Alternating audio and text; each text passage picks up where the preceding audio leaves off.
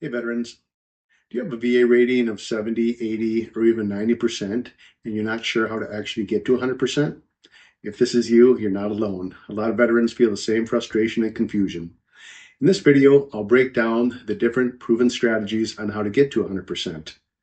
By the end of this video, you'll know exactly what steps to take and more importantly, which steps are most appropriate for you. If you haven't done so yet, please hit subscribe and the bell below so you don't miss any future videos. On this channel, every week, I'll take you through real-life strategies to help you navigate the VA maze and get the benefits you've earned. I'm Todd Traczyk. I'm a West Point grad, combat vet, and founder of Benefits Beyond Service. I know what it's like to be just under 100%. I've been there. I've also worked with a lot of veterans that have also been there, where they're frustrated, confused, quite frankly, want to give up because they don't know what to do, what next step to take. I do want to point out, though, being lucky is not a strategy. The people who get to 100% and fight through the VA system are the people that are persistent, don't give up, and know how to use the system the right way. Option number 1, secondary issue. One of the biggest ways to increase your VA rating is to file for a secondary issue, which is an issue that was aggravated or caused by an issue that you're already being compensated for by the VA.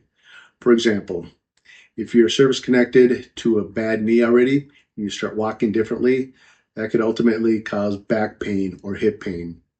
Or if you have PTSD and that leads to sleep apnea or migraines. As long as it's connected, even if indirectly, it still counts. Option number 2, file for an increase on existing conditions. If you have an existing condition that's currently being rated by the VA, but it's gotten worse over time, don't assume the VA knows about it. You'll have to prove that it got worse.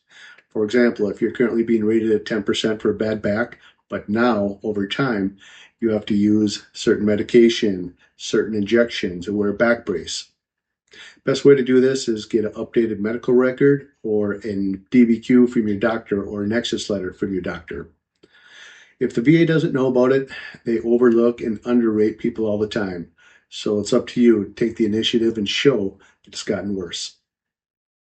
Option number 3, presumptive issues. The VA has a list of presumptive issues, meaning they automatically assume your condition was caused by your time in service. For example, Vietnam veterans, Agent Orange. Gulf War veterans or Desert Storm veterans, MUCME or undiagnosed issues or Gulf War syndrome. For Operation Enduring Freedom vets, any exposure to burn pits. If you served in any of these areas, check out the updated presumptive list for the VA. If you have just one of these conditions, that could be enough to bump you up to 100%. Option number 4, understanding VA math. This is where a lot of veterans get confused by VA math. It's not normal. 70% plus 50% does not equal 120% in the VA world. They use a weird formula that combines ratings where each condition that's added has a smaller effect on the percentage that you get rated for. But here's a good thing. Once you get to 95%, it increases and bumps up to 100%. So even adding just 10, 20, 30% here or there can make the difference in getting you up to 100%. And finally, option number 5, consider filing TDIU. If you have service-connected conditions that prevent you from holding a full-time job, this might be your best option. TDIU stands for Total Disability based on Individual Unemployability. You don't have to be 100%, but you do have to show to the VA that your conditions prevent you from holding a full-time job. For many veterans, sometimes this is the most realistic and quickest way to 100%. Quick question. Where are you standing right now? 70, 80, 90%? Please drop it in the comment below as I read and reply to every comment, and it can also help another veteran who's watching this video. Let's do a quick recap of how to go from 70% to 100%. Number 1, secondary conditions. Number 2, increasing a current condition.